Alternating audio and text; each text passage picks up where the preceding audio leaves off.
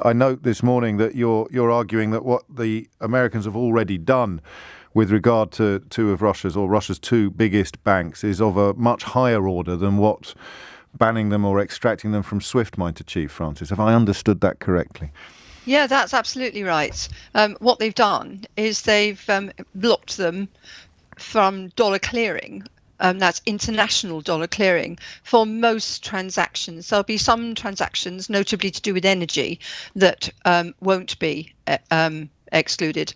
But the majority of the dollar transactions that those two banks would normally do will now be, as the US government put it, disrupted. Which means anything, and even I'm going to use phrases that I understand. So dollar denominated, any business being done in dollars cannot move in or out of VTB Bank, Russia's second largest bank. That's right. Wow. The sanctions they've applied are slightly different for the two big banks. Yes. For VTB, it is a complete freeze, so nothing dollar denominated is going to go in or out of that. US individuals are banned from dealing with it at all, and its assets are frozen. But Sberbank, which is actually Russia's biggest bank, but it's a slightly different base. Yes. What they've done there is they've banned it from the US correspondent banking network. Now, what that means is that it's specifically international dollar transactions that are affected. It means that US banks that clear dollars internationally for foreign banks now will have to close down any accounts that Sberbank has with them, and they're not going to be allowed to transact with it, which means that Sberbank won't be able to clear dollars internationally. That will affect Russia's trade with the rest of the world. How profoundly will it affect Russia's trade with the rest? Very considerably. About 80% of the world's trade is in dollars. And Sberbank itself, according to the US government, about 80% of its transactions are in dollars. So it's a very considerable hit to Sberbank's ability to transact internationally. So is it a sort of de facto embargo then on forms? Yeah, in effect, it's an embargo, a dollar embargo on trade through dollars, Russia's banks. And that's the bank, of course, that Jacob Rees-Mogg's investment fund only pulled out of late last year, I think. Well, that's interesting, isn't it? Because the UK actually has had sanctions against Sberbank since 2014. Oh. Well, that's questions for him to answer there next time he is kind enough to appear on this programme.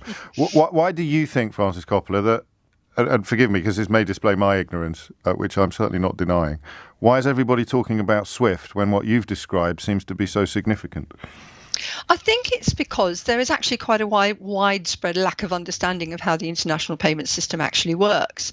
I'm often hearing SWIFT talked about as a payment system, as if SWIFT itself is transmitting the money. But SWIFT doesn't do that. SWIFT is a messaging system.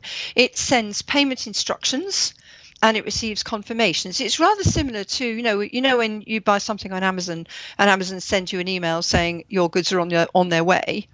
Right, it's rather akin to you taking that email as your goods arriving. Oh, okay. That's not what actually happens. The bank will record that as, there's a payment on the way. And it might choose to act as if it's already received the money, allow customers to draw against this balance that hasn't actually arrived yet, if it's got the balance sheet strength to do that. But in the end, it's got to actually receive that money. And the money is actually sent by central banks.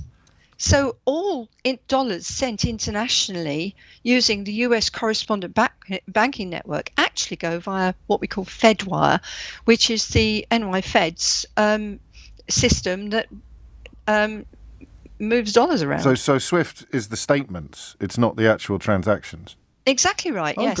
It tells you what's going on and it gives instructions to banks, but it doesn't actually move the money. What would the European equivalent then be of the blocking on VTB and Sberbank? What would you want to see the European Union do and by association, of course, the United Kingdom.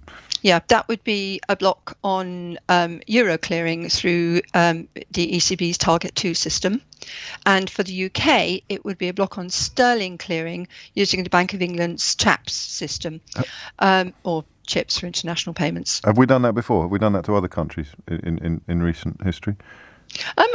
We probably have. I mean, Iran sanctions kind of went a long way, and I know that although the EU is a little bit lukewarm about Iran sanctions, they did do something.